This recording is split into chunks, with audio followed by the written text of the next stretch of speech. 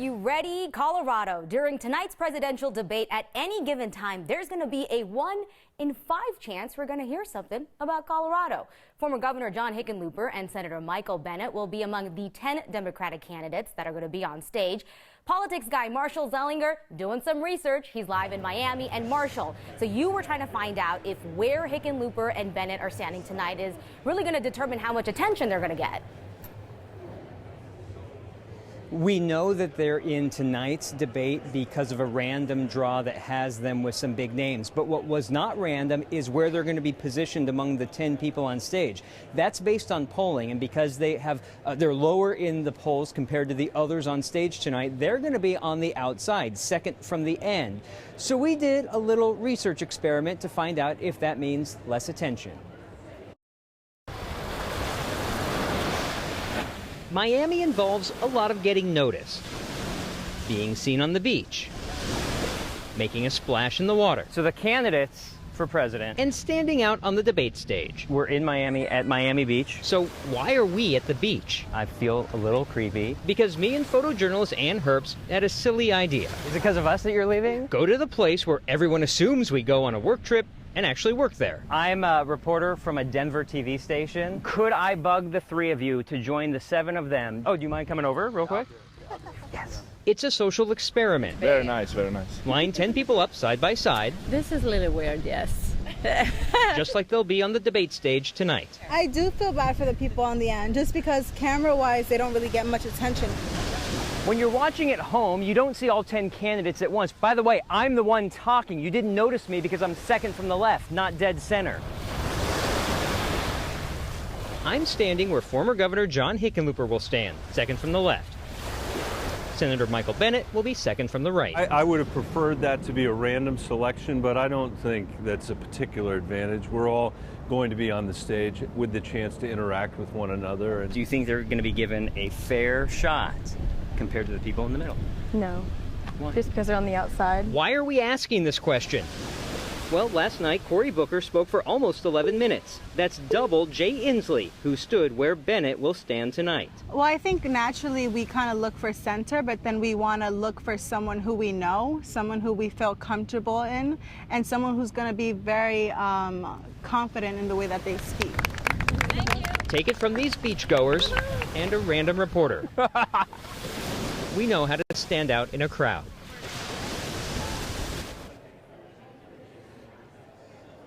Now, not a lot of it is the control of the candidate, but we'll find out tonight if the moderators learned anything from the math from last night. Will they give more attention to those standing on the outside? Anusha, real quickly, do you remember my adoring fan from yesterday who accidentally walked behind our shot while we were recording and she gave that look? About 10 minutes ago, I met Marta from the AP. And she didn't even know what had just happened, but she was thankful to find out that we thought it was funny. Hey, at least this time she's smiling and not looking totally appalled. Hey, real quick though, Marshall, what do you think are things that Bennet and Hickenlooper will have to do to stand out tonight?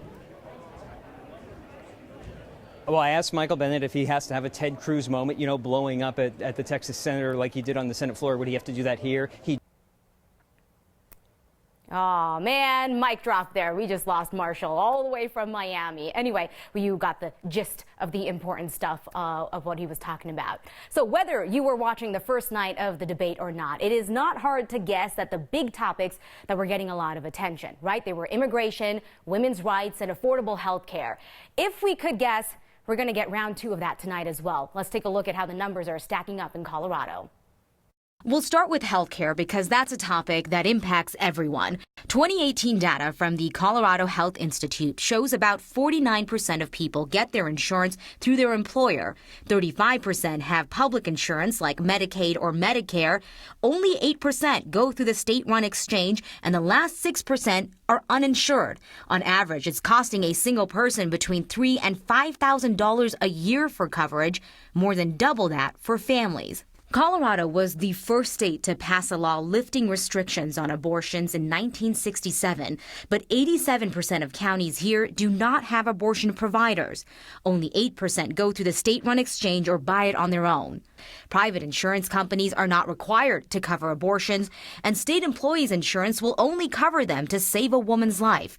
There was a bill introduced in the legislature that would have made abortions a felony. It failed in the Democratic-controlled House. When it comes to immigration, the Pew Research Center is estimating there are anywhere from 165 to 195,000 people living in Colorado illegally in 2017.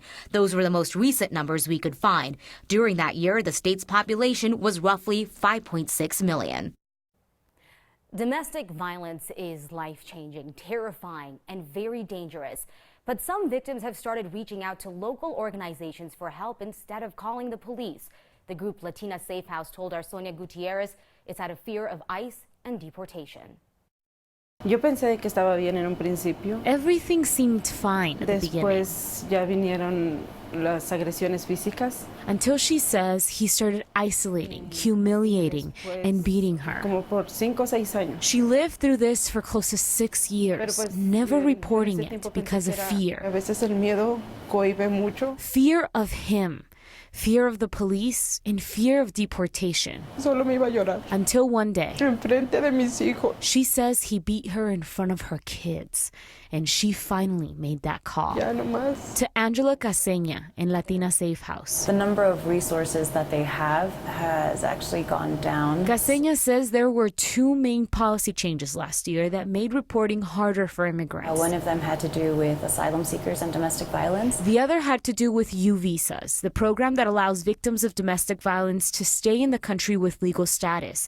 But now, if they apply and it gets denied, they could be deported. We can all do better. Caseña has received cases upon cases of battered women too afraid to drive because they might get pulled over, afraid of calling anyone in uniform, especially police. But the organization says these women need to know police are a resource too. We don't want anybody to be scared to call us. Sergeant Troy Biscard with Denver Police Domestic Violence Unit also wants to set the record straight. We will not check the immigration status of anyone. Something a survivor of 6 years of domestic violence wishes she would have heard a lot sooner. They're not alone, you know?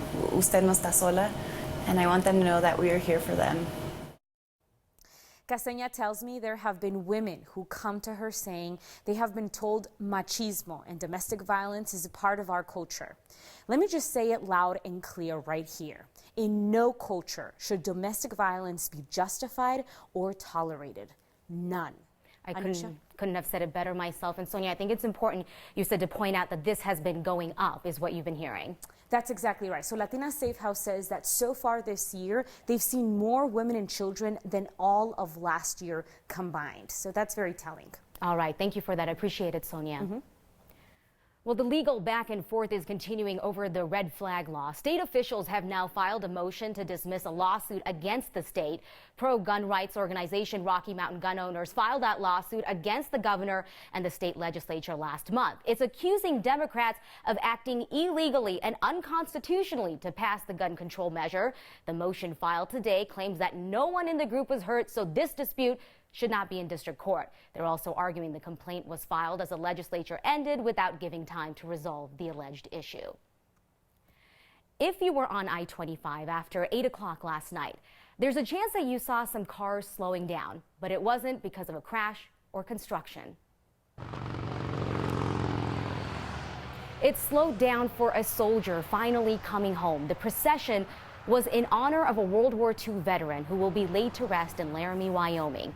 Katie Eastman and photojournalist Darren Rohde tells the story. Pride in family. Wilbur, relax. It comes in all forms, and even the badly behaved get a photo on the shelf. Guys, want to go outside? Brittany Gerard is proud of her family members, the ones she sees every day and the one she's never met. I don't know much about Uncle George, is what everybody is calling him. There's no picture of her great uncle, just the story of how he died when he was 32. He was a sailor on the battleship USS Oklahoma, which was hit by several torpedoes during the Japanese attack on Pearl Harbor, December 7th, 1941. She knows his name is George Hansen and that she shares his DNA. Just a cotton swab, just stuck it in your mouth, swabbed it, and put it in a container and sent it back. Brittany's dad, Bob, never found a photo either. I tried and I emailed people and called people, But he did find George. The one that's coming towards us? Yep, that's it. It took 7 years for the Defense Department to match his DNA with Uncle George's remains, but his family had already waited 70. But then after a couple years, I just figured, it's never going to happen. And then we got the call. The December call said Uncle George was accounted for in a cemetery for unidentified soldiers in Hawaii. Wednesday's flight brought him back where he belongs. I'm really honored and privileged, and I'm really proud of our government, by living up to their motto that we will never leave anybody behind. And it is my honor to bring him home after 77 and a half. Yeah, isn't that something? Home to a family that has never seen his face. Pretty impressive. They don't need a picture to be proud. What can you say? Proud to be an American. No shelf will fit this feeling. Wow. This is pride. For Next, with photojournalist Darren Rohde, I'm Katie Eastman. Uncle George will be laid to rest for the final time on Saturday morning in the same cemetery where his family is buried in Laramie, Wyoming. It's a motel that existed before the word motel did. It was just a place to lay your head and be protected from the elements. To see it, you have to head to Grand Lake. The run for the White House is not the first time Hickenlooper and Bennet have faced off. They raced each other on foot. That's next.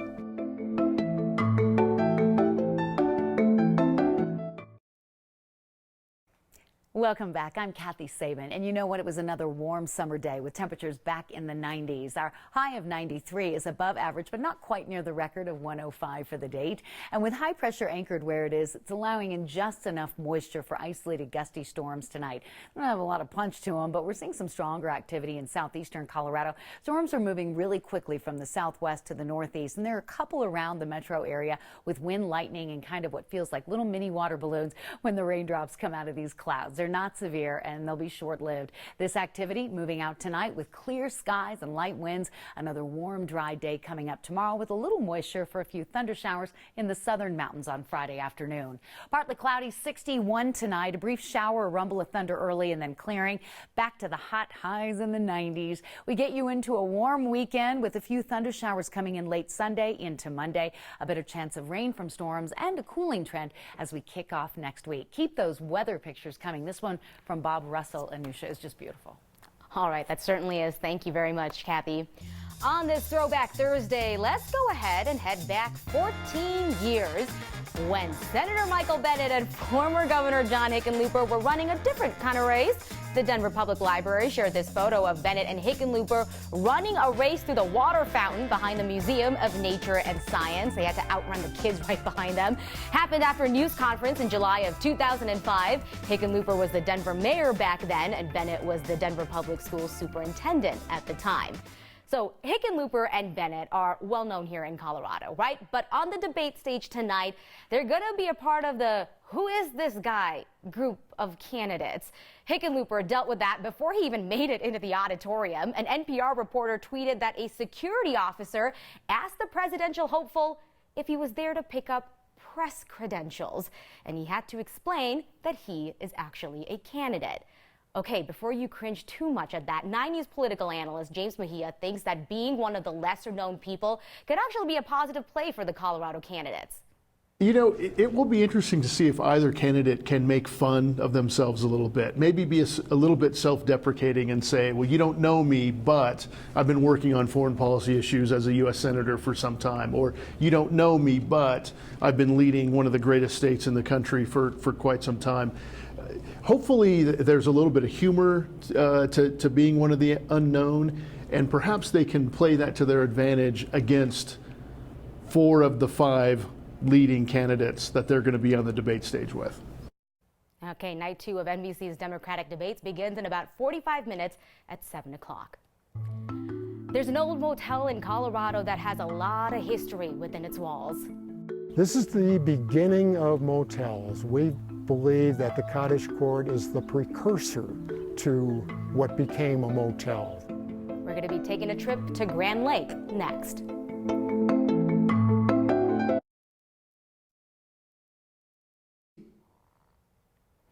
If there was a competition for world's oldest standing motel, oh, we would win it. It requires a road trip to Grand Lake, and it just happens to be road trip season. So we paid a visit to the Smith-Eslick Cottage Camp, built before the Ward Motel was even used. And now local history buffs want to turn it into a one-of-a-kind museum. Today, we think nothing of hopping in a car, and we know that there will be a motel somewhere that we can spend the night. In the early days, that wasn't quite so certain. This is the beginning of motels. We believe that the Cottage Court is the precursor to what became a motel. My name is Jim Cervenka. I'm the president of the Grand Lake Area Historical Society, and we are sitting at the Smith-Eslick Cottage Court, which is believed to be the oldest original condition cottage court in the United States. Well, I'm standing inside one of the 4 carports. So this is where the family automobile would be parked overnight. The 14-foot by 14-foot dwelling unit here would probably not suffice for most of today's travelers. There is no evidence of cottage court in original condition or even any condition prior to our 1915 Cottage Court. People, as they walk by, they're looking at this and they're saying, wow, this is something in Grand Lake, and Grand Lake has national significance because of this structure. We're kind of proud to be part of that element of the nation's history. All right, so the word cottage was used in 1925, so the Cottage Court predates it, which is kind of cool. It's got 4 cabins. It was opened in 1915. That was the same year the Rocky Mountain National Park was established. For now, visitors, you can go ahead and see it for free. They just need to call ahead to go inside. It's a sign that made a next viewer laugh, but in all honesty, it really does have a serious message. That's next.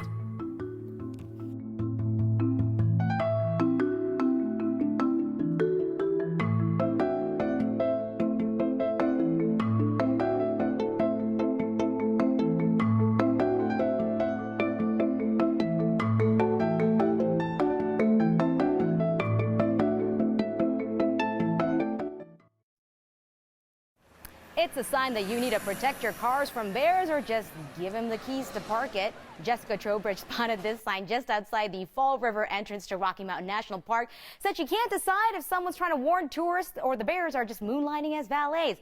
We are positive it is a warning, but Jessica, we like your humor. Share the signs you see using the hashtag HeyNext or send them to next@9news.com. Robert wrote in saying, hey, he really liked Marshall's piece. He's the only one that can get to the beach and talk about politics at the same time. Thanks for hanging out. We'll see you next time.